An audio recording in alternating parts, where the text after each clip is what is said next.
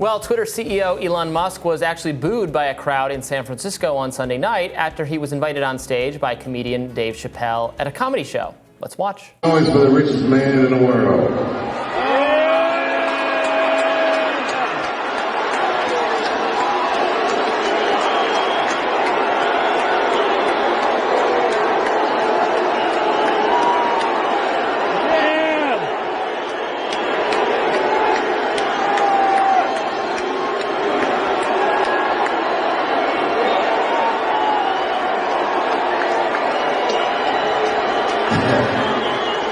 Cheers and booze, I see. Musk also shouted, "I'm rich," B-I-T-C-H, to drawn out boos.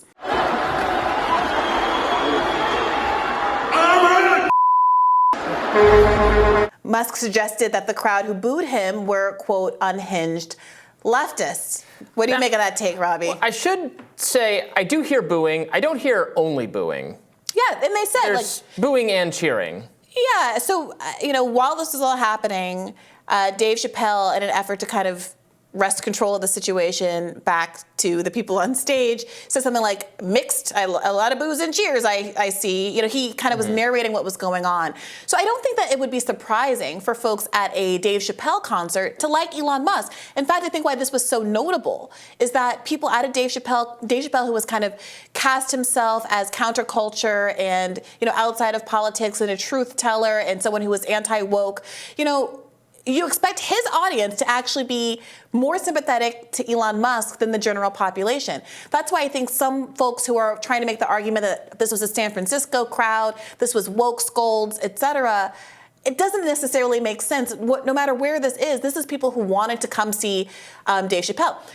Dave Chappelle is someone who, of course, has got in a lot of controversy over the last few years for his stand-up routines that center on trans people. And afterward, Elon Musk took to the internet and did a series of tweets about wokeness and pronouns and trans people, seemingly as a way to kind of save face. And it's just an interesting choice, given that, again, this is an audience that at very least is tolerant of the kind of politics that Dave Chappelle has espoused about trans people. So pretending like this is some kind of like pro-trans woke folks that are booing you seems to be missing the point. Right. Presumably, it's an audience of Chappelle-friendly people. Usually at his performances, you have the audience laughing along with what he's saying. I mean, I think it goes to show you, like, Chappelle is a very competent performer. Right. He is really good at reading the room, yes. Capturing the room's energy, saying things. He can get away with saying things. Well, because of the setting. He's telling truths, but through the lens of comedy. There's a satire element. That can be really hard to do. Yes. He's really good at it. He's like the best in the world master, at it. Yes. So it's not surprising to me at all that anyone else like Elon doesn't handle that the same way. And also Elon has, made himself he has raised his political salience. 10 years ago, he was known for making electric cars. He would have been a left-coded person or a progressive, liberal-coded person. Now he's a very hard right-coded person because of the choices he's made to intervene in the high-profile political battles and to be this is not an insult to him. He has made this choice fully. He has committed. He's said on the platform he now owns, he would like to elect Republicans, not Trump. He doesn't want to elect Trump. He would like to elect someone like DeSantis, and he hopes people vote for Republicans. Yes. If that is your standpoint, this is a very political country, a very closely divided country. You're going to have a lot of people in this country who don't like you anymore if you're entering into the political fray. I mean, we get this all the time. We're political talk show hosts. A lot of people don't like you. A lot of people don't like me, including among the people who are watching this right now. Sometimes out in the world, and someone says, "Hey, I recognize you from Rising," and I have to judge from their tone whether this is a good recognizing or bad recognizing, and if I should flee or stay for a handshake. But look, other part to this that we should acknowledge is that there was Dave Chappelle opened up, basically introduced him on Elon Musk onto the stage, saying this is the richest man in the world. And what was kind of interesting was that didn't seem to land the way that Dave Chappelle, despite his expertise in reading a room and reading an audience, thought it was going to land. So there was a time when Dave Chappelle was someone who we kind of admired for pointing out why people like Trump and explaining to an SNL liberal kind of an audience that there was something to this kind of honest dishonesty, where even if he was saying something that was kind of outrageous, his confidence in saying it had a truthiness quality to it, and he was willing to say true things about himself, including, hey, I'm a rich guy and I look out for rich people. And that was part of why we liked Dave Chappelle. There was this interesting, fearless kind of class analysis in all of it. That night on the stage, he opens with, hey, this is the richest man in the world. And when people don't love that fact, don't applaud that fact, he then criticizes the people booing and says, all the boos, it seems to me, are coming from the back, where the poor seats, the nosebleeds. And people online were pointing out that even those nosebleed tickets were something like $175, not exactly cheap. And so there did seem to also be this disconnect about, who the audience was. Is Dave Chappelle now too rich to be in touch with the people who made him famous? Well, I'm not at all willing to say that yet, because I still find him funny every time. The most recent thing was on SNL. I thought he was excellent on SNL. That's I think really why this was so disappointing. I know that SNL clip was controversial in and of itself, and I don't know that we have time to get into it. But he is very good at finding the line and writing it. He did not do that here tonight. And although I wouldn't expect Elon Musk to be able to command the stage and get out of that pickle, I did expect for Dave Chappelle maybe to be able to do more with what was given.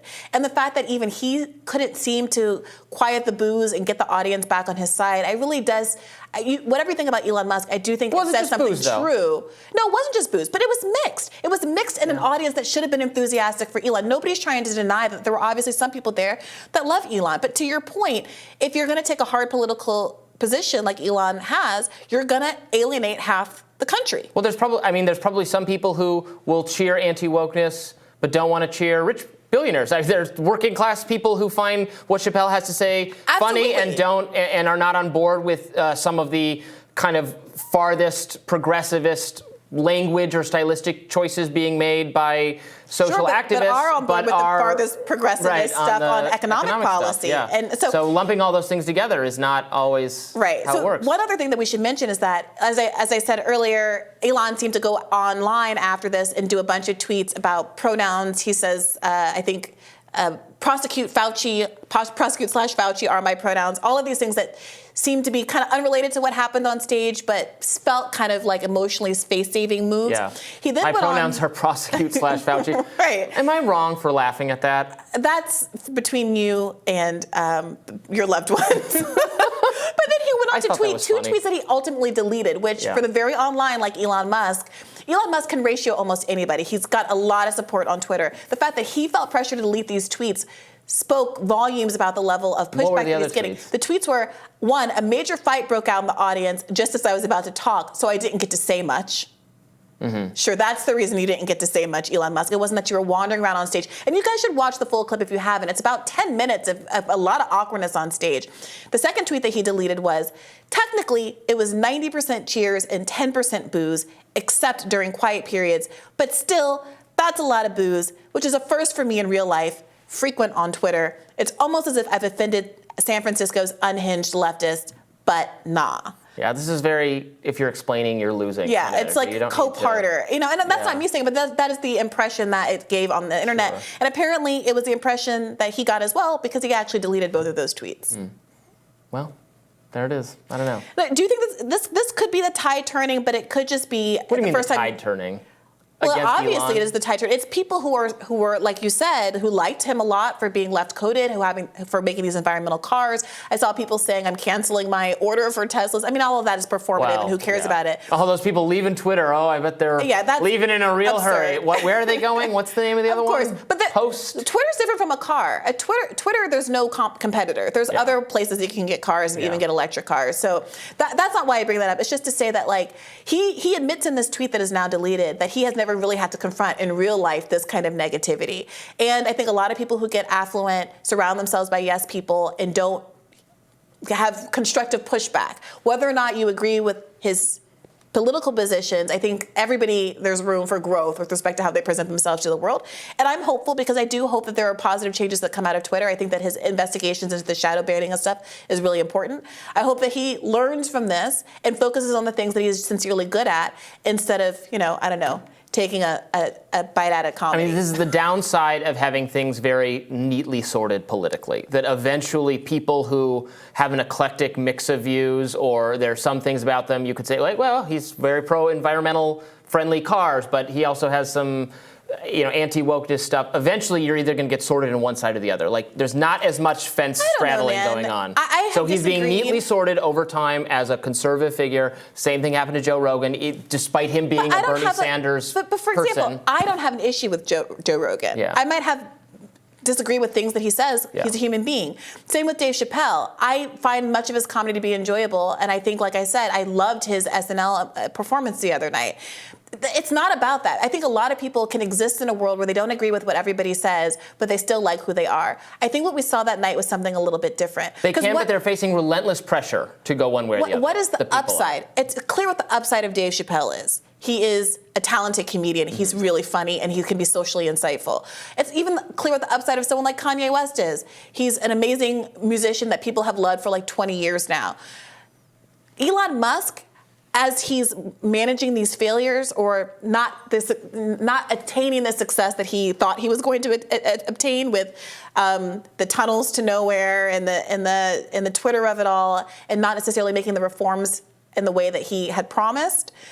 Getting rid of the panel of advisors who were supposed to be making some of these decisions about content moderation, all of these things that seem like a backward move instead of a forward one. Well, I think we're going to talk a little bit more about. Okay, so let's save that conversation. Just the point is that he is going to have to start to prove why people should applaud as opposed to boo when he's in these situations, and I encourage him to figure that out because I think that he could be a value add. In the words of Rick and Morty, your boos mean nothing. I've seen what makes you cheer. All right. We'll have more Rising for you after this.